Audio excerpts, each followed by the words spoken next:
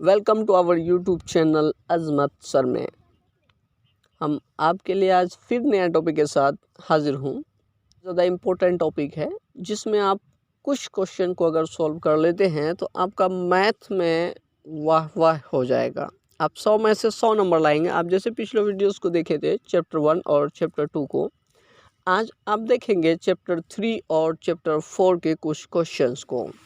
आपको चैप्टर 3 में बहुत कम क्वेश्चंस, 8 क्वेश्चंस मात्र दिया गया है सॉल्व करने के लिए, और चैप्टर 4 में आपको बहुत कम, लगभग 20 के करीब क्वेश्चन मात्र दिया गया है। आप ये समझिए कि बहुत कम क्वेश्चन को सॉल्व करके आप मैट्रिक में 100% नंबर ला सकते हैं। तो आइए आप कुछ कॉन्सेप्ट को देखिए। आपका चैप्टर 3 का नाम है दो चर वाले रैखिक समीकरण युग्म होता है। तो उनमें से पहला क्वेश्चन है आपका हल करें। क्वेश्चन है x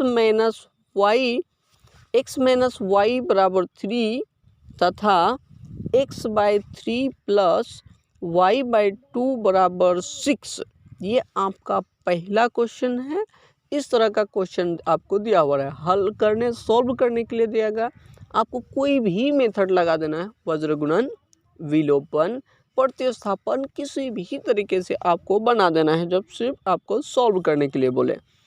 आपका दूसरा नंबर क्वेश्चन है समीकरण निकाय 6x + 5y = 11 and 9x + 10y = 21 को वज्र गुणन विधि से बाय क्रॉस मल्टीप्लिकेशन मेथड से आपको बनाना है। एक ही मेथड इसमें फिक्स कर दिया है, आप कोई भी मेथड नहीं लगा सकते, आपको वज्र गुणन विधि ही लगाना है। इसी तरीके से आपको बनाना है। तीसरा क्वेश्चन है समीकरण निकाय 2x + 3y बराबर 11 और 2x - 4y बराबर -24 को प्रतिस्थापन विधि से, देखिए प्रतिस्थापन एक फिक्स कर दिया है, आपको इसी मेथड से बनाना है तीसरा नंबर क्वेश्चन को। चौथा नंबर क्वेश्चन आपका था रैखिक समीकरण युग्म दिए गए स्थितियां बनाइए। अगर दो संख्याओं का अंतर 26 है और एक संख्या दूसरे की 3 गुनी है, आपको यहाँ पे कॉन्सेप्ट लेना होगा कि कौन सा स्थिति है। दो संख्याओं का अंतर -26 है तो एक संख्या दूसरे का 3 गुनी है, तो उस तरीके से आपको सॉल्व करना है। पांचवा नंबर क्वेश्चन में आपको यहाँ पर दिया गया है कि के किस मान के लिए समीकरण युग्म kx - y बराबर 2, 6x - 2y = 3 का हल। ये आपका इक्वेशन दिया है, इसमें से आपको हल निकालना है, खुद से हल निकालना है। अद्वितीय हल, एक हल यानी कोई हल नहीं, अनंत हल, तीनों कंडीशन को आपको बनाना है।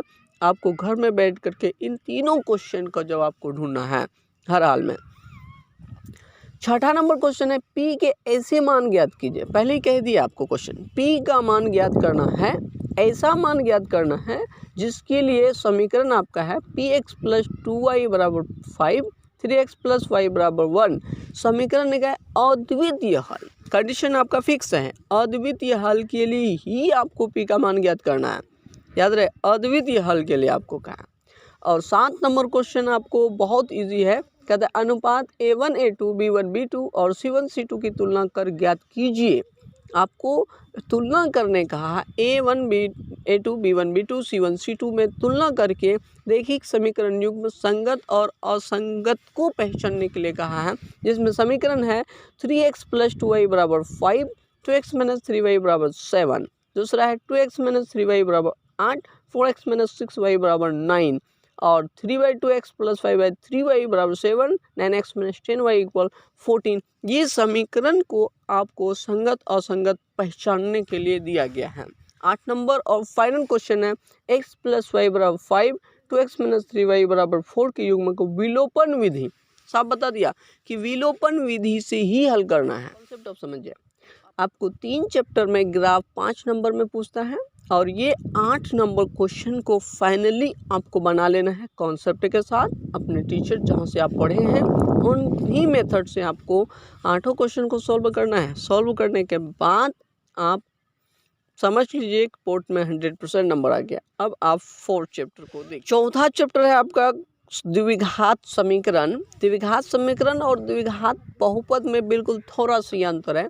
अगर आपको बराबर के बाद जीरो हो तो आप द्विघात समीकरण है, नहीं है जीरो तो द्विघात बहुपद होता है। तो दोनों में थोड़ा सा ही डिफरेंस है, बनाने का लगभग तरीका सेम ही है। इसमें सिर्फ एक डी का वैल्यू और द्विघाती सूत्र डिफरेंस है, बाकी सब सेम आता है। तो आपका इसमें 19 क्वेश्चन आपको 4 चैप्टर में बनाना है। आपको 3 चैप्टर में मात्र 8 क्वेश्चन दिए और 4 चैप्टर में मात्र 19 क्वेश्चन आपको सॉल्व करना है। सेम टू सेम क्वेश्चन है, एक ही क्वेश्चन कई तरीके से दिया गया है। पूछने है हमारा 14 चैप्टर से द्विघात समीकरण 16x² - 8x + 1 = 0 के मूलों की प्रकृति ज्ञात करना है। देखिए, मूलों की प्रकृति ज्ञात करना है। जानते हैं आप मूलों की प्रकृति 3 तरीके का होता है, उन प्रकृति को आपको डिफाइन करके बताना, मतलब डी का वैल्यू से आपको पता करना है कि प्रकृति किस तरीके का है। दूसरा क्वेश्चन है, दो संख्याओं का योगफल 50 है, मतलब कोई भी संख्या है जिनका योगफल 50 है, उनमें एक संख्या दूसरी की 7/3 गुनी है तो संख्या निकालना है आपको। दूसरा संख्या 7/3 गुना है तो आपको संख्या ज्ञात करना है। तीसरा नंबर क्वेश्चन आपका द्विघात सूत्र का प्रयोग कर। देखिए, डायरेक्ट यहाँ से आप कह दिया कि द्विघाती सूत्र ही होना चाहिए। द्विघाती सूत्र का प्रयोग कर समीकरण x² + 12x + 35 = 0 का हल ज्ञात करना है। आपको द्विघाती सूत्र का इस्तेमाल करना है। चौथा नंबर में आपको कहता है k के किस मान के लिए समीकरण, k का वैल्यू रखना है, किस वैल्यू के लिए 2x² + kx + 3 = 0, मतलब k के जगह पर क्या रखें कि मूल जो है आपका बराबर हो जाए। मूल आपका वैल्यू जो है आपका बराबर होना चाहिए, d = 0 आना चाहिए। k के जगह आप क्या रखेंगे। आगे है फिर द्विघाती सूत्र। देखिए, 3 क्वेश्चन और 5 क्वेश्चन सेम है। x² - 4x - 1 = 0 का हल ज्ञात करना है, आपको सॉल्व करना है उसका द्विघाती सूत्र का प्रयोग करके। तो आपको 3 नंबर क्वेश्चन 5 नंबर क्वेश्चन सेम ही हो गया लगभग। 6 नंबर क्वेश्चन है, दो संपूरक कोणों में बड़ा कोण छोटे कोण से 18 डिग्री अधिक है। डायरेक्ट समझने की कोशिश कीजिए, दो संपूरक कोणों में बड़ा कोण छोटे कोण से 18 डिग्री अधिक है, उन्हें ज्ञात करना है। संपूरक कोण है, एक कोण दूसरे कोण से बड़ा है, उनको आपको ध्यान में रखना है। आगे आपका है 7 नंबर क्वेश्चन। फिर 7 नंबर क्वेश्चन बिल्कुल द्विघात बहुपद की तरह है। √3x² + 8x + 4√3 = 0 के मूलों का योगफल एवं गुणनफल निकालने का था। मूलों का योगफल और गुणनफल निकालना है आपको। Alpha plus beta, alpha into beta का वैल्यू निकालना है। 8वां नंबर क्वेश्चन द्विघात समीकरण 2x² + kx + 3 = 0 में k का मान आपको ज्ञात करना है, मूल समान हो। 4 नंबर क्वेश्चन और आपका 8 नंबर क्वेश्चन सेम है। अब 9 नंबर p का मान ज्ञात करना है। अगर px(x - 2 + 6 = 0 के मूल, वही फिर देखिए मूल बराबर 4 और 9 नंबर फिर से क्वेश्चन आपका सेम है। k का मान हो या p का मान हो आपको सेम तरीके से है और यहाँ पर आपको d का मान 0 दिया हुआ होगा। द्विघात समीकरण 5x² - 8x + 3 = 0 का विभक्त कर, मतलब d ज्ञात करना है और मूलों की प्रकृति भी बताना है वो किस तरीके का है। उसी तरीके से 11-12 सेम क्वेश्चन है, आपको d का मान ज्ञात करना है। 11 नंबर में d का मान ज्ञात करना है, जैसे 4x² - 5x + 3 d का मान ज्ञात करना है, फिर मूलों की प्रकृति ज्ञात करना है। 10-11 बिल्कुल आपको सेम है। और 12 नंबर क्वेश्चन है कि मूलों का योगफल और गुणनफल ज्ञात करना है। ये आपका 7 नंबर की तरह है। 7 नंबर 12 नंबर आपका सेम है। इतना क्वेश्चन लिखने के पीछे मेरा एक ही मकसद है कि आपको बोर्ड में दिक्कत करनी। यही मैथ अगर आप बना लेते, इसी क्वेश्चन को आप पढ़ लेते, बोर्ड में हूबहू आपका क्वेश्चन रहेगा, सेम टू सेम रहेगा, इसमें कोई भी तरह का बदलाव नहीं रहेगा, ना ही डिजिट का भी बदलाव। अगला क्वेश्चन है आपका द्विघात समीकरण 3x² + 4x + 5 के मूलों का योगफल कितना होगा। डायरेक्ट बोल दिया, योगफल ज्ञात करना है आपको। अल्फा प्लस बीटा का मान निकालना है तो फौरन निकल जाएगा। 14 नंबर क्वेश्चन हल करें, z² - 2z - 8 = 0। देखिए, इनका वैल्यू निकालना, आपको कोई भी द्विघाती सूत्र से निकालिए या d पहले निकाल लीजिए, आपका मान है, लेकिन या फैक्टराइजेशन मेथड से निकालिए, इनमें लेकिन मान निकालना है, वैल्यू निकालना है आपको डबल वैल्यू, पावर तो है तो 2 आंसर निकलेगा। 6y² minus y minus 2 equal 0, इसका भी निकालना है। y² minus 4y minus 1 equal 0, y² minus 3y minus 10 equal 0।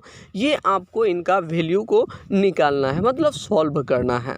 आगे 15 नंबर क्वेश्चन है गुणनखंडन विधि द्वारा। देखिए साफ कह दिया, यहाँ द्विघाती सूत्र नहीं लगेगा, यहाँ गुणनखंडन विधि ही लगेगा। इसमें x² minus 3x minus 10 equal 0 के मूल ज्ञात करना है। आपको मूल निकालना है, आंसर निकालना है। इसी तरह हल करके जैसे निकालेंगे यहाँ भी वैसे निकालना है।